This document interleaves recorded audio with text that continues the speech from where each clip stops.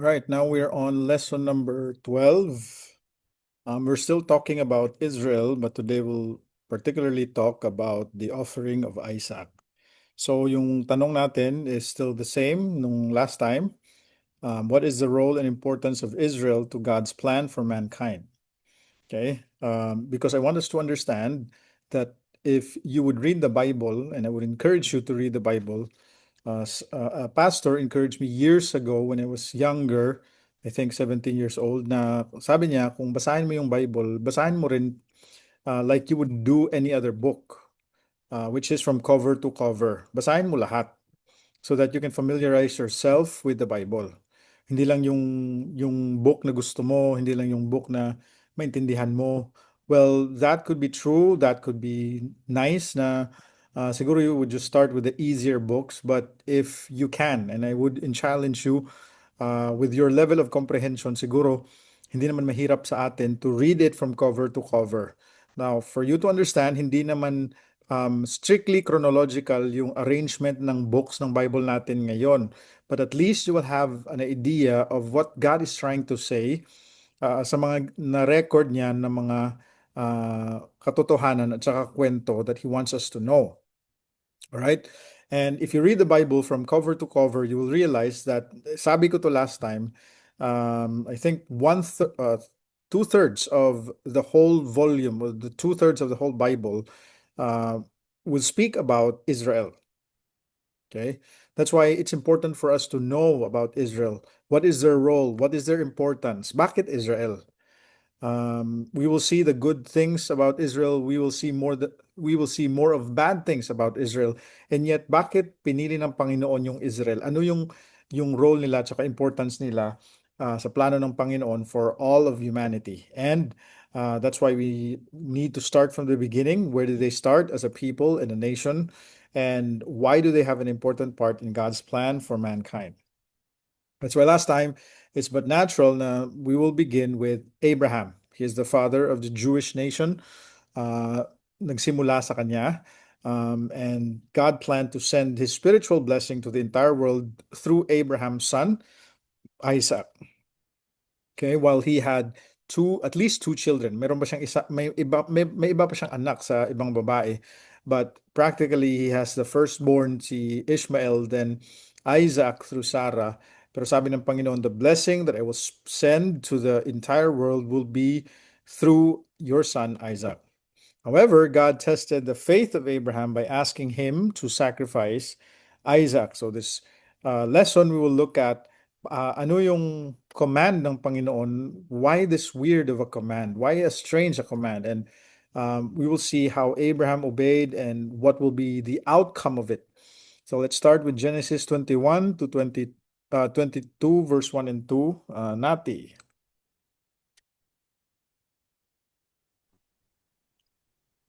Later on, God tested Abraham's faith and obedience. Abraham, God called. Yes, he replied, Here I am. Take your son, your only son, yes, Isaac, whom you love so much, and go to the land of Moriah. Sacrifice him there as a burnt offering on one of the mountains, which I will point out to you. Okay, now in the King James, actually, this was recorded. God tempted Abraham. When Bible scholars and even Bible teachers would correct that thought, na God does not tempt anyone to sin, but the rendering dito sa this version is more accurate, which is God tested Abraham's faith. God proved if his faith and obedience are true. Okay, so the test is take your son, your only son, Isaac, that God described to be, whom you love so much. You go to this certain land named Moriah, you sacrifice him there as a burnt offering. Hindi to dedication, but this was an actual burnt sacrifice. So that would entail, kailangan patayin ni Abraham yung kanyang anak to offer him as a burnt offering to God as a command. But the question is, why did God ask Abraham to sacrifice his son? Try natin sagutin. Out of just your best guess, Nati, bakit kaya? Testing of faith, Pastor. Okay, to test the faith. All right. Now, although Abraham probably knew that certain peoples of the ancient world at times sacrificed their children to the gods, like what they did with Ishmael, na they did a common acceptable thing na binigay si Hagar sa kay Abraham so that they would have a child through her, and yet Abraham knew na yung mga cultures around them, whether it's the Canaanites or yung or any other culture, it's a common practice na yung mga Diyos nila, their gods, require a child sacrifice. However, he might have been in shock na, God, why are you asking me to sacrifice my son? And if you notice, if you would read through Genesis and if you would see Abraham, Abraham was a worshipful man. Nung dumating sila sa Canaan, Abraham erected an altar to worship the Lord, to thank the Lord. That is a common practice for Abraham, but he never sacrificed a human sacrifice, much less his son. So he must have been shocked. But God's command tested not only his obedience, but also his faith. How? Anong pagkakaiba ng obedience tsaka faith? Because once Isaac was dead, God could no longer fulfill his promise of giving Isaac a multitude of descendants. So the conflict here is between, will Abraham obey God's command or will Abraham have faith in God's promise? The conflict is, if I will obey God, his promise might be canceled. So alin dito yung paniwalaan ko? Alin dito yung susundin ko? Will it be my faith in his promise na maging ama ako ng isang nation, and that nation will be through my son Isaac? Pero kung patay na siya, end of story. The line will not continue. The nation cannot come. Kasi sa unang anak pa lang, pinatay mo na Diyos kasi hiningi mo sa akin. Right? Or will I obey the command? So there's a conflict. So the question is, did Abraham obey God? Verse 3 and hanggang 3 to 5. Roy. The next morning, Abraham got up early. He saddled his donkey and took two of his servants with him, along with his son Isaac. Then he chopped wood to build a fire for a burnt offering and set out for the place where God had told him to go. On the third day of the journey, Abraham saw the place in the distance. Stay here with the donkey, Abraham told the young men. The boy and I will travel a little farther. We will worship there, and then we will come right back. Okay. So the command came the other day, but literally the next morning, he got up early. Now, binigyan kami ng Panginoon ng isang anak, and we don't know if we will be given more. Let's say, for example, isa lang yung anak namin. If I was in Abraham's place, will I get up in the next morning and even get up early? If you were in Abraham's place, isa lang yung anak mo, Roy, would you get up the next morning and get up early? Pastor, siguro sa current na faith na ko, Pastor, Pastor, di ko sure, Pastor, if mabuhat na ko, Pastor. Like, very tough siya na decision, Pastor. Okay. Now, I like the term in Bisaya. It's called langay-langay. I'm not sure kung basabtan ni mo nat. Maglangay-langay. Mag-delay sa ko gamay. Pastor. I will take my time. Anyway, God, you will take this son from me. I will take all my time to hug him, to spend time with him, bago ko i-offer siya sa iyo. And given na ako yung papatay sa kanya. So God, let me spend time. And yet the next morning, Abraham got up early. Now, while we can argue he got up early kasi in those days, if you need to travel, you want to avoid the heat of the noonday sun and the afternoon sun. So kaya they need to get up early. But given this prompt obedience, given this response, it tells us yung obedience niya ay immediate. So he prepared all that he needed, the donkey na kailangan nila lagyan ng mga gamit. He even took two of his servants kasi by this time Abraham was already of old age. Siguro 100 plus years old, 115 years old. So he would need some sort of assistance from two of his servants, two young men, along with his son Isaac. Siya yung pinaka-importante. He prepared the wood to build the fire because this is just a standard practice that he would do whenever he would worship the Lord through an altar. So there's a wood, there's fire, and he set out to go to the place, to the land na kanina sabi natin is called Mount Moriah. It took them 3 days to travel, and Abraham saw the exact place in the distance, and he instructed the two young men, stay here with the donkey. The boy and I will travel a little farther. We will worship there. We will come right back. Question sa kay Roy. Why do you think Abraham asked two of his servants to stay with the donkey and not go with them to the mountain? Para sa pastor is para walay intervention na may tawa pastor. Like it's between God and Abraham pastor. Okay? Para walang makapigil sa kanya.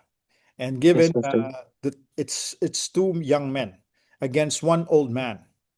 All right? So he made sure na walang suspicion na mangyari. And anyway, he's the master. Siguro hindi naman makapalag yung dalawang servants, and probably they would think there's something wrong. And I would believe that normally if he would worship the Lord, he would bring along with him the servants.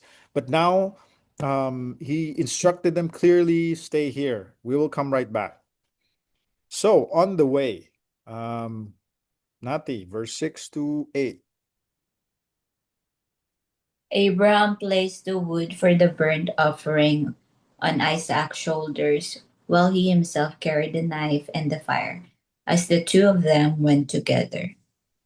Isaac said, Father, yes, my son. Abraham replied, We have the wood and the fire, said the boy. But where's the lamb? Where's the lamb for the sacrifice? Okay. Now, if you notice, yung wood na dyan ka isunugin, nilagay sa iyo mismo. Ikaw pa yung magbuhat. And I don't know if you grew up in an age where nung pinalo kayo ng nanay nyo, sinabihan ka, kuha ka doon ng stick. Tsaka ikaw pa yung pinabitbit. And that's a different psychological, parang nilaruan ng nanay mo yung psyche mo na ikaw na paluin, ikaw pa yung kumuha ng palo. Right? But this is a different story. This is the very wood that he would be placed on, and that wood was placed on his shoulder. This is a familiar picture. A father is making his son bear the wood in which he would be killed on, while Abraham himself carried the knife and the fire. The two of them went on together, and sabi ko kanina, Abraham was a worshipful man. So it's a common scene. It's a common practice in his life. His family would see it. His servants would be familiar to it, to the point na sabi ni Isaac, na notice niya, we have the wood, we have the fire. Where is the sacrifice? Because normally, if they would sacrifice, if they would worship, kompleto lahat ng gamit, including the animal sacrifice. Kasi hindi pa sila maghunting doon. They would not waste the time. They would prepare the sacrifice to worship God. So anong sagot ni Abraham? And I think yung anak niya is too familiar with what his father is doing, or there could be a little bit suspicions sa kanya na anong ginagawa ni tatay. So he answered, verse 8, God will provide a lamb. So they went on together. So Isaac, being used to seeing his father worship by offering a burnt animal sacrifice, asked why the offering is missing. But Abraham said, God will provide himself a lamb. Right? Verse 9 to 13. Roy. When they arrived at the place where God had told Abraham to go, he built an altar and placed the wood on it. Then he tied Isaac up and laid him on the altar over the wood.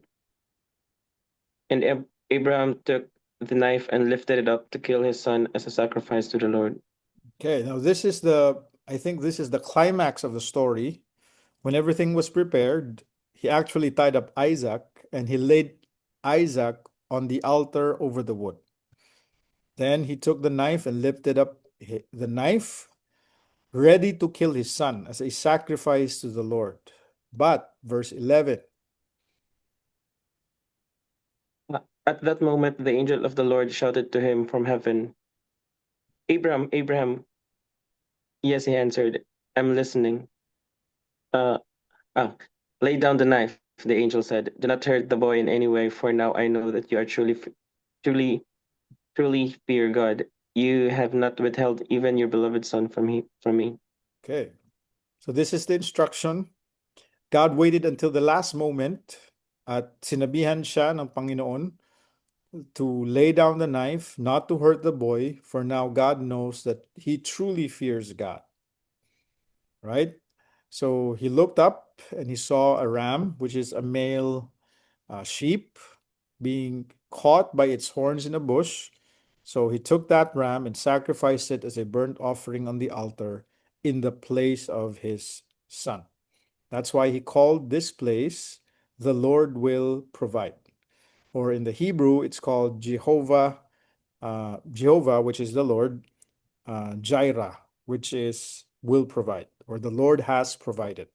That's why he memorialized that place, and he said this Mount Moriah will now become a saying or a proverb that on that mountain, on that Mount Moriah, Yahweh or Jehovah has provided a sacrifice in place of my son. Okay. So the question is, why did Abraham obey such an unusual command from God? Given all of these things na nangyari, why do you think Abraham obeyed such an unusual command from God? Roy. Uh, I don't know, Pastor. Siguro, ano, Pastor, I don't know, Pastor, if gafalter yung faith actually ato pastor or 100% siya sure ato na iyabaton pastor di pud ko sure pero I think so pastor mas ni outweigh yung faith pastor kaysa kuan sa yung anak pastor knowing na he is God. Just imagine all of your life you've been waiting for a son, knowing na dapat meron kang bigyan ng lahat ng inheritance mo and that will be your legacy. Dagdag pa, God made him a promise na Abraham, you will be a father of a nation, but that promise would end if Isaac would be killed. And the instrument of killing that promise, siya mismo. Now, it would be a different story siguro kung iba yung pumatay sa kay Isaac. It could be a disease, it could be an enemy, it could be a disaster, it could be an accident. But the reason why that promise would be killed was given into your hand. So why did he even obey? Now, this answer would come from the New Testament. In retrospect, sabi ng New Testament sa atin, Abraham obeyed God out of his belief of what God can do. He believed that if God has the power to grant him this child through a miracle, God would also have the power to raise this child from the dead, even if he died. Let's look at Hebrews 11, 17 to 19. Nati. It was by faith that Abraham offered Isaac as a sacrifice when God was testing him. Abraham, who had received God's promises, was ready to sacrifice his only son. Isaac, though God had promised him, Isaac is the son through whom your descendants will be counted. Abraham assumed that if Isaac died, God was able to bring him back to life again. And in a sense, Abraham did receive his son back from the dead. Okay, this was the Hebrews account and the Hebrews interpretation of Abraham's obedience. By faith, they took note that Abraham offered Isaac as a sacrifice when God was testing him. So, same account. It was a test of faith. And even though God had promised that it was through Isaac that his descendants will come, but this is the explanation of Hebrews and the New Testament. Abraham believed that if Isaac died, God had the power to bring him back to life. The same God who gave him miraculously this son will be the same God who would be able to grant life to Isaac. Now, while technically speaking, Isaac did not die, Isaac was not harmed, Isaac was not killed, but in a sense, hiningi na ng Panginoon. And in a sense, when God stopped Abraham from killing his son, in a sense, um, he also received his son back from the dead. That is the interpretation of the New Testament for why Abraham obeyed such an unusual command from God to sacrifice his son. So, in this case, how did Abraham show his faith? Abraham was willing to take the knife, to lift it up, and to kill his son. And I would not believe that this was just a fake, ano yan? A fake lifting up of the knife. This was a posture ready to kill because he was willingly and obediently followed what God desired. Right? So now, what did God learn about Abraham with this test of obedience?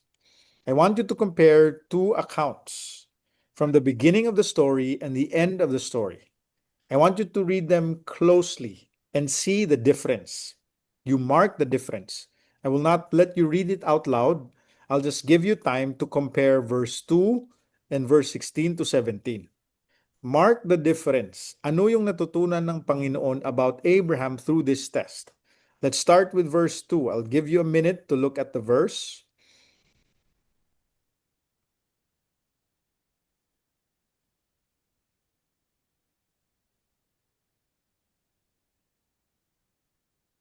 And now we'll compare it with verse 16 to 17. Please find the difference. Kung ano yung nakita ng Panginoon with Isaac or with Abraham after, this is before the test, and this is after the test. What's the difference?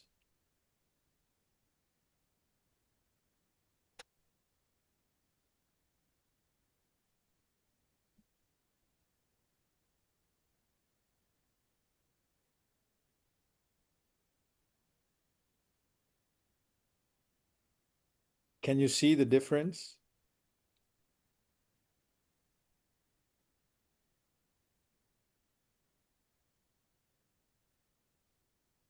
Okay, I'll go back to verse 2, then we'll come back to verse 16.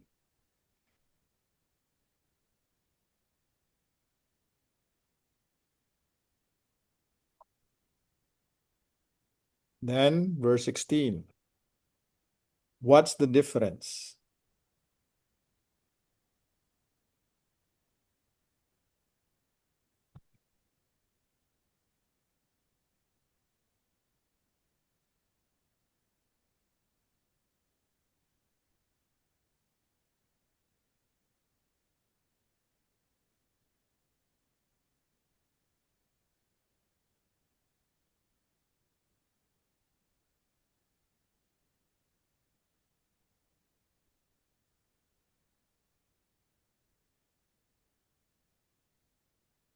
Can you see the difference? Difference in what sense, Pastor? With what God learned about Abraham. If you notice verse 2, how did God describe Isaac? Isaac is Abraham's son, Whom you love so his much. only son, Mm, whom you love so much. mm. Pagdating ng verse 16, what is missing?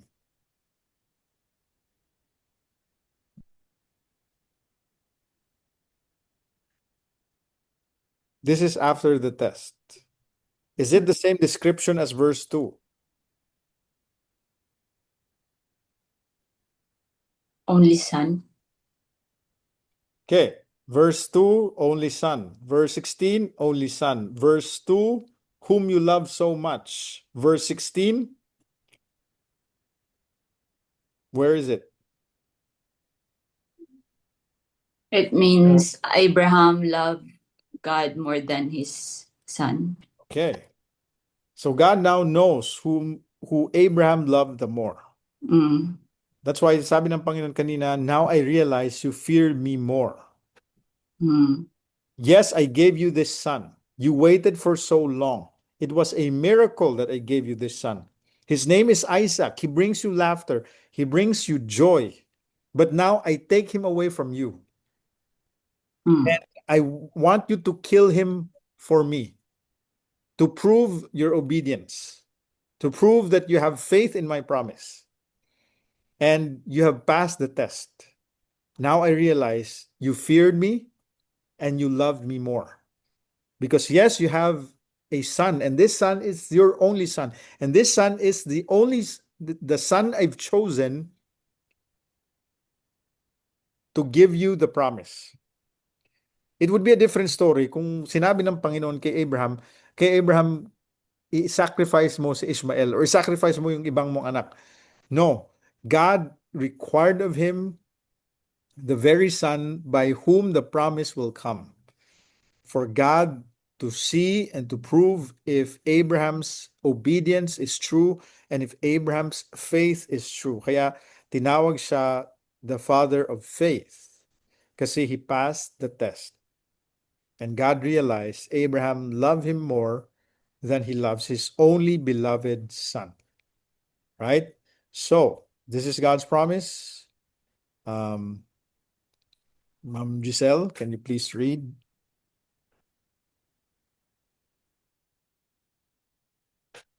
I will multiply your descendants into countless millions, like the stars of the sky and the sand on the seashore. They will conquer their enemies, and through your descendants, all the nations of the earth will be blessed, because you have obeyed me. Okay, so God again reiterated, now I will multiply your descendants and they will conquer their enemies. And yet, this is another reiteration of the original promise in chapter 12, verse 3, all the nations of the earth. Yung 12, verse 3 is all the families of the earth. So, Abraham, the nations will receive a blessing through your family. It's the same promise.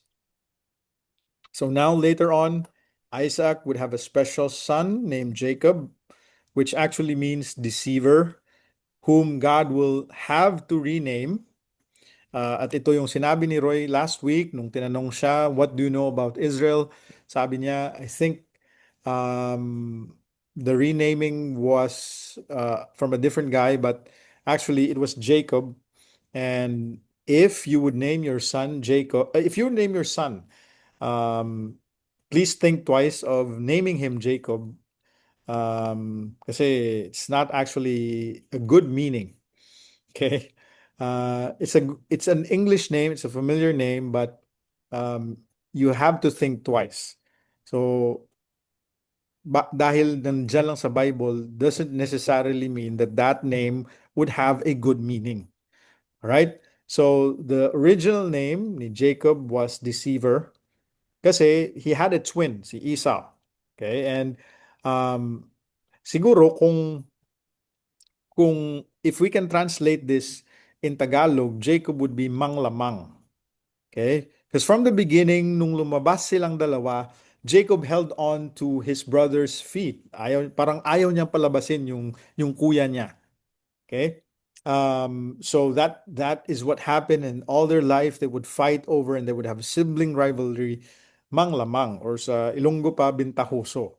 Hindi ko lang alam sa Bisaya.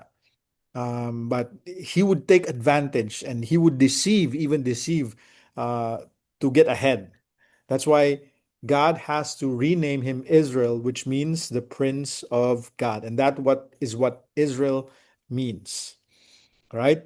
Then Jacob would have 12 sons, and these sons would become the fathers of the tribes in the nation named after their father, Israel. Okay, so we now can trace there's Abraham, Isaac, and Jacob. That's the common reference of God to himself. I'm the God of Abraham, Isaac, and Jacob. Because God wants Israel to know where they came from. It started with Abraham through Isaac, then Jacob, renamed into Israel. Jacob had 12 sons, and these sons would be the names of the tribes of the nation in Israel. Right? So before Jacob died, there's a promise he made to his son Judah in the first few words of Genesis 49:10. Ma'am Giselle, let's close with you. Please read Genesis 49:10. The scepter will not depart from Judah, nor the ruler's staff from his descendants, until the coming of the one to whom it belongs, the one whom all nations will obey. Actually, Jacob gave blessings to all of his children, but this is a particular blessing he gave to his son. Actually, this is his fourth son named Judah. He said, "The scepter will not depart from his family." Do you know what a scepter is?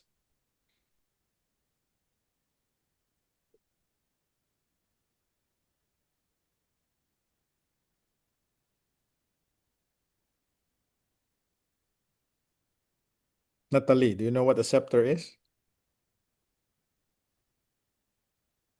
So, family heirloom nila, Pastor. Roy, what's a scepter?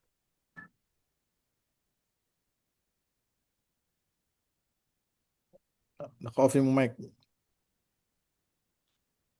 Kanang kinaganitan sa royalty, Pastor, na kanang signify na kanang kwan power or Okay. something. Ang majorette sa banda, murag na siya baston. It looks like a scepter, pero kung majorette lang, wala na meaning sa iya. However, the scepter is a staff, or it's a symbol of power. Together with the crown, together with the robe, together with the throne, it completes the picture of power for a king. It is held by a king as a sign of authority. So, tama yung sinabi ni Roy. It's an heirloom per se kasi it would be given from father to children to inherit. Kasi sabi dito, a ruler staff will not depart from his descendants. Yung sinasabi ni Jacob, he is prophesying in behalf of God that there will be a king born out of the tribe of Judah.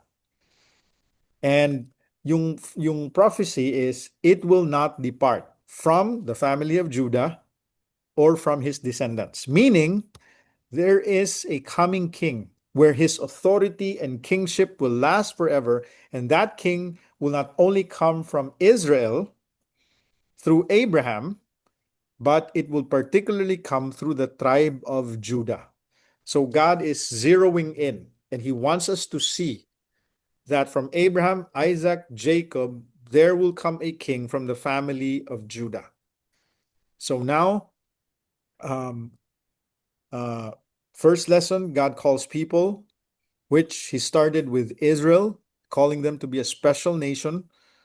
And God is pleased with and blesses obedience as he did with Abraham. Now, what I want you to realize, why are we looking at these stories, especially from Genesis, is because God wants us to see. The reason why we study Genesis, the reason why we study Israel, is for us to know what God has done and what God will do through his plan, his great plan of salvation. So it started with Abraham, pinasa sa kay Isaac, then now meron na tayong Israel through Jacob, and there's a promise that a coming king will come out of the tribe of Judah. And I want you to realize that sometimes it's not, more often, if you read the Old Testament, it's not about you. God just wants you to know what he did for you to make sense of what he is doing now.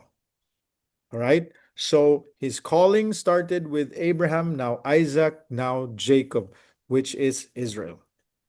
And he blessed the obedience of Abraham because he was pleased with Abraham's obedience. Number two, with our lesson today, particularly someday a father would also sacrifice his only son on a mount. Okay? What happened today in this lesson, it becomes a type, it becomes a shadow. Parang familiar na scene na ni-require ng Panginoon that a father should sacrifice his son on a mountain. But someday, a father would also sacrifice his only son, his beloved son. But the difference is that son would not be spared, and the hand to kill will not be spared, and a substitute will not be given. Why would God do this? God did this so that they who look to the slain only beloved begotten son can receive a special blessing from God. Who this son is and who this father is, we'll learn this down the line. However, Abraham named that place Jehovah Jireh. And I would hear of many Christians understand this phrase wrongly.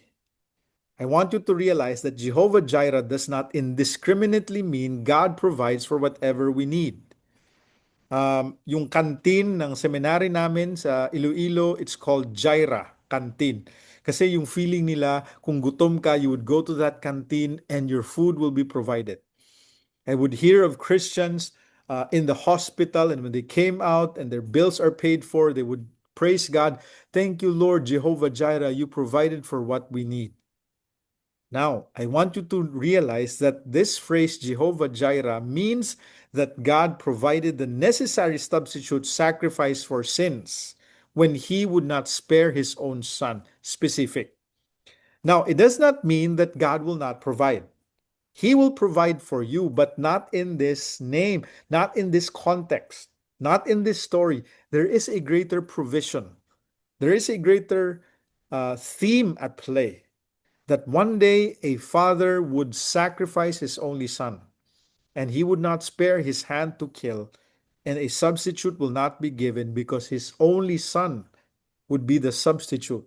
His slain son would be that special blessing we will receive because God will provide a substitute sacrifice for our sins.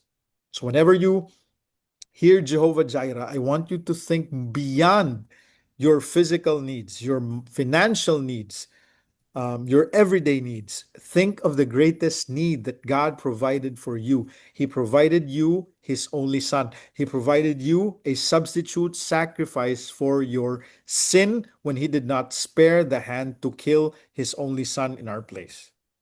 Right?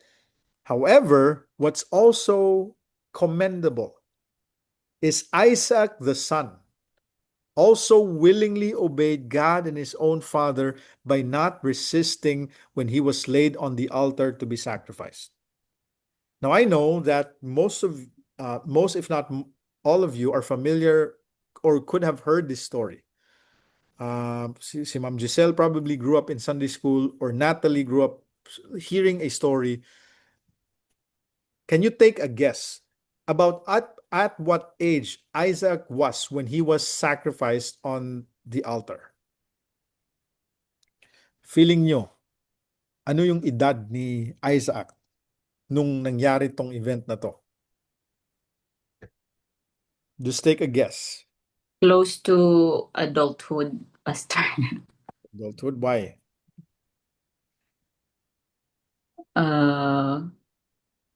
Because he can already make sense of what's about to happen at the time. Feeling mo grade 3 cannot make sense? Parang, I mean, more mature. okay, more mature. Okay, Ma'am Giselle, feeling mo anong edad ni Isaac? Because he's more composed, Pastor. More composed. So, basi may foundation na siya. Okay, sige. Ma'am Giselle. I think pastor mga dako na siya guro. Mga Right. dra siya guro sa 15 to dra guro 15 to 18. Okay. Roy. Okay, pero wala siya nagbato. Wala siyang bato kay tatay niya. Okay, wala nagbato. All right. Roy. Para ano, Pastor, para lahi, Pastor, para sa ka-Pastor, sana, siguro medyo bata pa siya, Pastor, like, siguro mga padalong high school, Pastor. I mean, kasi siguro na siya kanang childlike na faith, Pastor, na na kanang daw, the more mo good na kanang mo, the more mo good na kanang karang very technical or very kuan kay Pastor Rock, kanang mas damo tag kanang mas kabalo ta maghunahuna Pastor ba, and siguro kan diha Pastor is kanang I'm not sure, pero ang siya as a child Pastor kay dapat siya nag kon siya leap of faith Pastor, like wala dili pa siya kabalo mo complicate sa kanang ano Pastor ba Okay. na what kung pretty surely if muda ko na kay daghan na mga what if na kanang what if mo ni mo na sama lang po di pa ko sure Pastor. Okay. Now, what I grew up in Sunday school with, dahil if you notice kanina, meron tayong binasa, and he took the boy. So, Sunday school illustrators assume that Isaac was a boy, parang little boy. Na he would not have the strength to resist, but to just obey his father. So, let's just make a guess. If he is a boy, what comes into your mind is around siguro 6 to 9 years old, 6 to 10 years old, boy. Diba? From our standard of being a boy, a small boy. Hindi naman baby, a small boy. Enough for him to walk on his own, and yet he would not have enough strength to resist a 100-year-old man. Tama? Pero Pastor, siya ba gi pa ka-carry og ano? Siya ang gi pa carry kahoy. Oh, 9 years old, maka-carry naman kahoy. ISN. Sige. Meaning dako na siya bugatang kahoy pastor mo. Right. Tay siya nakabugkos bala bugat na. Let's make another guess. If he was old enough, siguro he was a young man, around 15. Pwede I po. think 15, he 16. would not have the strength to resist. Kaya na, tigulang na si Abraham. Yes. So it would take willingness. Yeah. It's not just about, okay, you're my father, but he was also willing. Kasi pag naghabulan sila, I don't think that Abraham would have the speed to go after his son. And if they would fight, sabi ni Roy, if he would overthink and he would overcomplicate, just imagine, you're used to seeing your father na yung tinatalian isang hayop, but now he's doing it to you, and now you know that the next scene is what? You will be the one laid on the altar, and you would be the one being killed by the knife, and you'll be the one who would be burnt alive. So would you be willing to lay yourself down? If I was in his place, kahit tatay pa kita, I would resist. However, in this story, we learned that there was not only a willing father, here was also a willing son. And I would believe that Isaac was already a young man, while some rendering would say it a boy, but I would believe he's already a young man. Because manhood sa mga Jews starts at age 12. Kasi yung mga 12 years old nila dati is already a man. They know how to hunt, they know how to fend for themselves, they know how to have a family. So 12 years old, pwede na silang magkaasawa, pwede na silang magkaanak, because yung bar mitzvah is parang ordination nila of being welcoming ceremony of becoming a man. Right? 12 years old natin ngayon, parang hindi pa nga marunong magsakay ng bus. Kasi parang hindi tinuruan ng mga parents. Baby boy pa. But 12 to 15 years old, by that time is already a man. So Isaac would have a mind of his own. Isaac would have enough strength to resist. Isaac would have enough speed to flee. And yet he willingly obeyed not only his father, but especially his God, knowing that this is what God required of his father. So now I will not resist.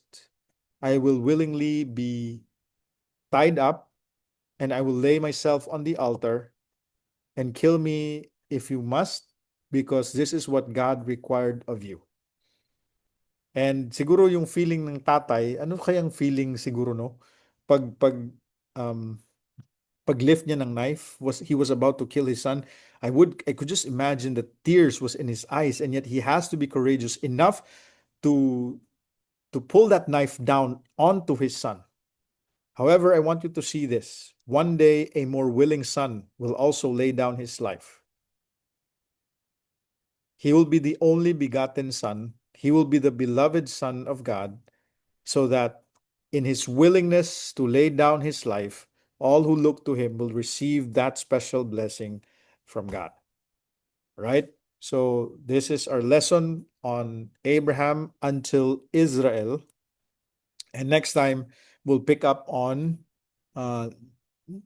dito na tayo sa kay Moses in the book of Exodus. So we're done with Genesis.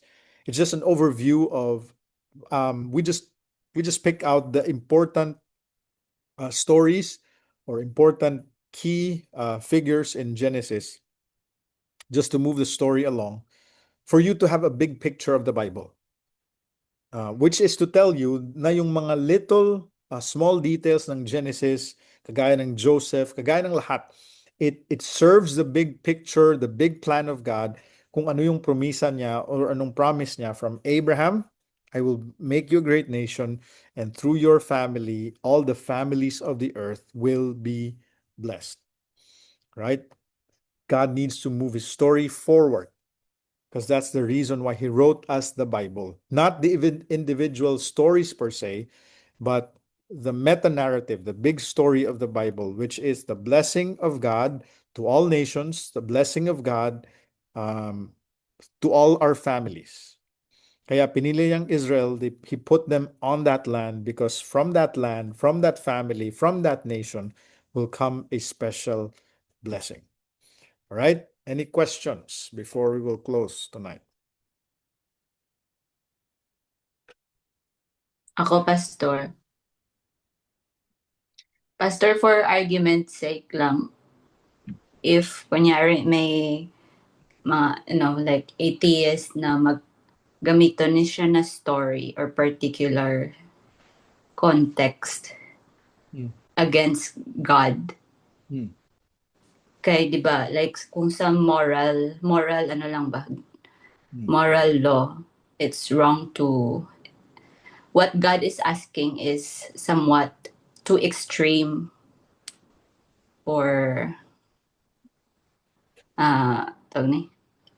for us humans. So kumbaga morally it's wrong. Kay you're asking a person to kill, like, di ba? Ang word good kay kill his only son. Yes. So kung for argument's sake, how can you still prove that? The reason behind it. Like there should be a profound reason behind it, yes, pero like on surface level, it's still wrong. It's somehow evil, kumbaga. Okay. When God required Abraham to sacrifice his son, kaya sinabi natin kanina, he might have been shocked. Bakit ni-require ng Panginoon? It was not unusual with their time na merong child sacrifice. Merong isang god na I think he is either an Assyrian god, but particularly a Sumerian god. He is Molech. And they would offer child sacrifice to him by burning children alive. In Mexico, they have child sacrifices. In many other cultures, they have child sacrifices. But would it be morally wrong for God to require Abraham to sacrifice Isaac as a burnt offering? First, it would have been a shock. But secondly, did God already know na hindi niya patayin si Isaac? Yes. Because the purpose of this command was to test the faith. So it should have been all real. Na yung feeling parang hindi sila dapat naglokohan. No, yung parang kung ako naman yung Diyos, hindi ko naman sabihin na okay, Abraham, dalhin mo doon na parang just acting ka lang ha na parang patayin mo anak mo pero sa totoo lang hindi. Wala namang ganun nangyari. So in Abraham's mind, even if it's a weird command, if it's even na parang ayaw mong maniwala pero sinundan mo pa rin because it was a real command. It was a command from God and you have to obey. And yet, no, kung parang ano pa, yung disclaimer is no child was harmed in this process. No actual child was harmed. But God, yung Diyos pa rin ay dapat sisihin. If something could be blamed on God, people could even blame him to be parang child abuse because he even killed his own son. But you have not understood the gospel if you would look at God that way. Mm. Because this story would even tell you the son laid down his own life, the father gave you his son, so you would have someone to die in your place. If you cannot see that, if you cannot make sense of that, you have not understood the gospel. Mhm. Because that's the gist of the gospel. And the gospel has a familiar story in the Old Testament. Na parang if you've read through this and you see the cross, you would see them side by side and you would say to yourself, parang familiar to ah. Mm. But in that account, no child was killed, no father was sad because his child died. But in the other story, the father gave his son and the son died. So you would have a blessing. So you will live. Would you not thank the father and would you not thank the son? Would you not look at the son for you to receive the special blessing? So anyway, if an atheist or an agnostic or someone who hates God would always find a way to blame him or to malign him or to disbelieve him, and yet if you really understand the gospel, if you see the beauty of the gospel, you would appreciate what the father did in giving his son, in killing his own son, and the son who willingly laid down his life so you can receive a blessing. Right? Mm. So the disclaimer is no child was actually harmed in this story. And yet it was a real command, it was a real obedience, it was a real commendation. He passed the test, and yet no child was harmed. Only to end up one day, he would give his own son. And he will not spare, he will kill, so he can give us a substitute. Right? So, Pastor, what if kung kunyari maput ka sa situation na kanang may mag-ase mo like practical question lang why would I worship or why would I choose to worship a God who would want me to sacrifice my own son? This is the reason why he is holy. He's different. And if you notice, kaya wala siyang pinatay. Because a common gods or common gods during that time would kill a child sacrifice in a heartbeat. But he never harmed any child. And even meron pang isang tatay in the Bible, his name is Jephthah, and let me see yung reference. Wait.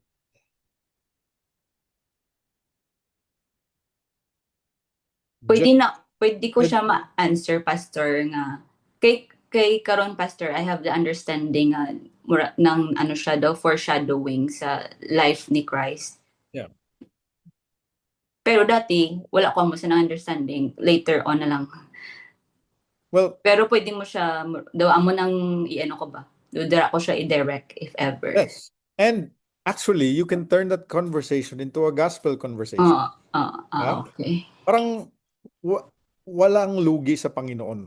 And no matter how they would poise him or set him up to fail or set him up in a bad light, it will, if you can always point to the cross, to the sacrifice made for any human being who would look to the cross, it would actually be a worthy sacrifice. And meron pang isang tatay actually in the Bible, his name is Jephthah. I think he was a general or something. He vowed to God in exchange for victory over the Ammonites, sabi niya, I would sacrifice the first living thing that come out of my house upon my return. However, yung unang lumabas was his only child, was a dog. But that daughter was not actually killed. That daughter instead vowed to uh, never marry and have children. So wala pa ring anak na matay. Mm. Because God is not a God who would require a child sacrifice. That's why he is called the Holy One of Israel. Siya yung kakaibang Diyos because he does not operate like the gods of the nations would. He would Mm. never require a child sacrifice, but he gave us his child as a sacrifice. Weird, di ba? Hindi niya ni-require sa atin, pero ginawa niya sa sarili niya. Accuse him, but you benefit from that sacrifice. Mm.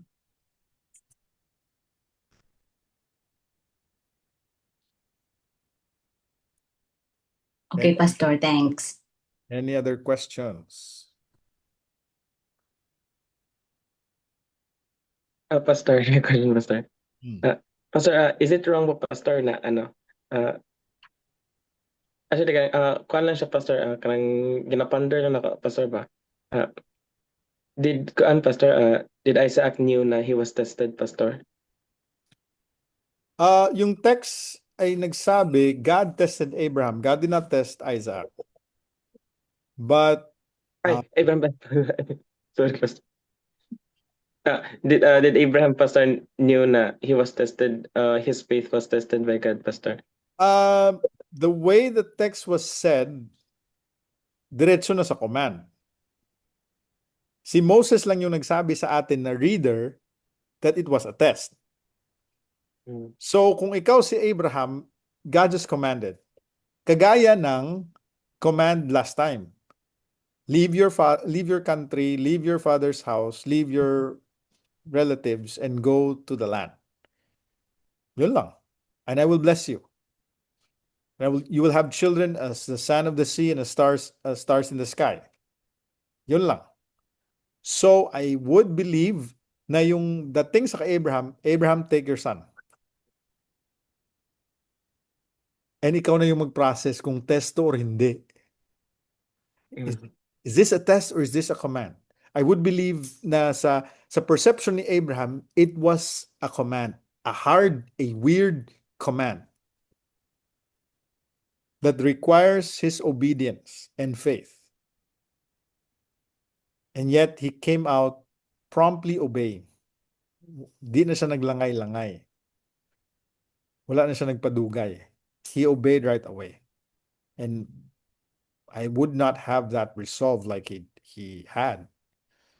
That on the next day, early in the morning, he prepared everything and they went. Okay? That's why he's the father of faith, not me. And God was pleased with his obedience, with his fear of God, and he blessed Abraham to be the father of many nations. And Abraham had many mistakes, and yet from this, God blessed him. Okay. So, most likely, hindi niya alam that this was a test. From his vantage point, a command was given. And when God commands you to do something, you have to obey.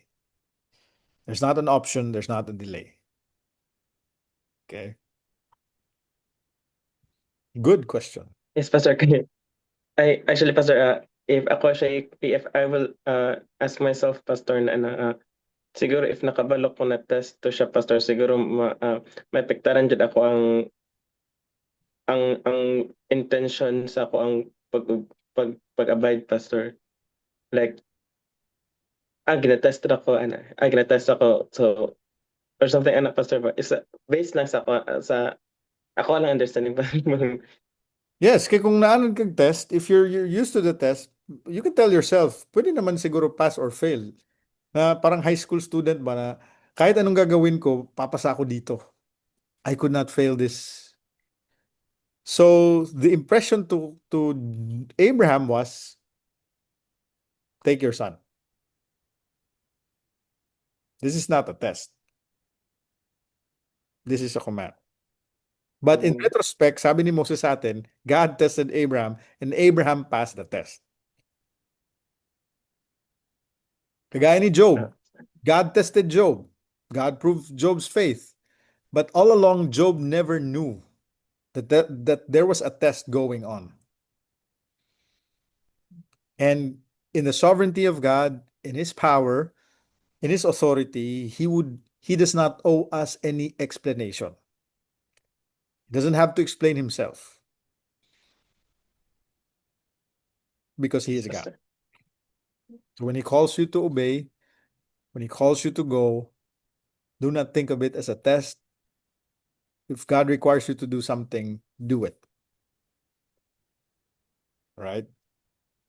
Yes, Pastor. And as a pastor ka nang, God is omniscient man, Pastor, na so nakabalo yun siya, Pastor, na sa faith dyan ni Abraham, Pastor, na iya dyan to siya buhaton ang iya dyan i-sacrifice ang anak, Pastor.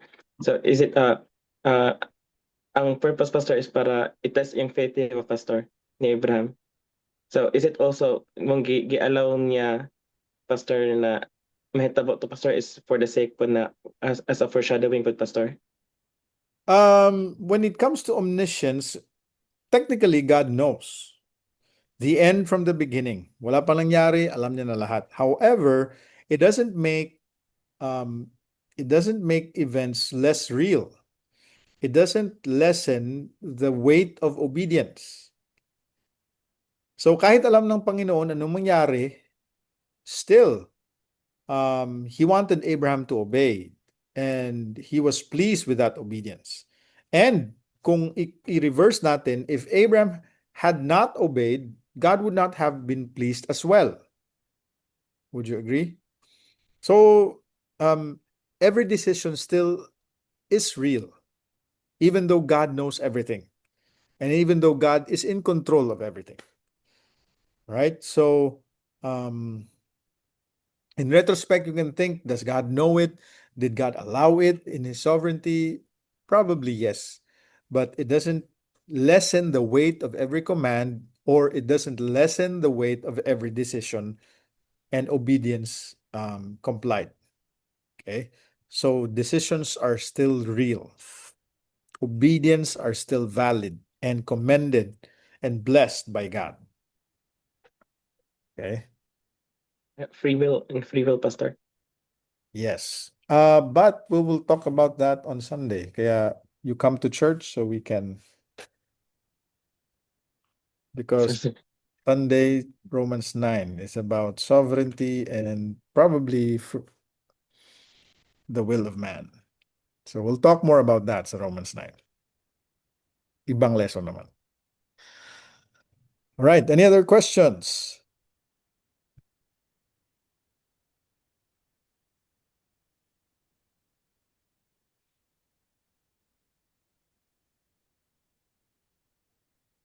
All right, kung wala na, thank you for your participation tonight, and thank you for all of your thought-provoking questions. Very interesting. And if you can think of any other questions during the week, feel free to message the group chat. It could be related to our lesson, or it could be any faith-related Bible question you might have. Just feel free to send it para I could think through it, and I might be able to answer it sa next natin na session. Right? Let us close in prayer. Lord, we thank you for tonight, and we thank you for this foreshadowing of a father willing to sacrifice his son, and a willing son who was willing to comply and willingly lay down himself on the altar. But thank you, Lord, that you are Jehovah Jireh. You have provided a sacrifice in place of that son, so that one day a father would also give of his only beloved son, so that in his death a sacrifice would be given and we will be forgiven. So, Lord, we thank you that we have not seen only obedience and blessing, and we have not only known what you did through Israel, but this evening we've also seen a shadow of what you as a father have done to your only begotten Son on the cross. We thank you for your word. We thank you for this blessing of being able to study your word. I pray for a blessing for the remaining work week, for strength and wisdom. And I pray that you would increase our faith, that you would allow us to know you more and hunger and thirst after knowing you and to seek after you. This is our prayer in Christ's name. Amen. Thank you, everyone, and good night. Thank you, Pastor. Thank you, Good Pastor. night. Good night. Thank you, Pastor.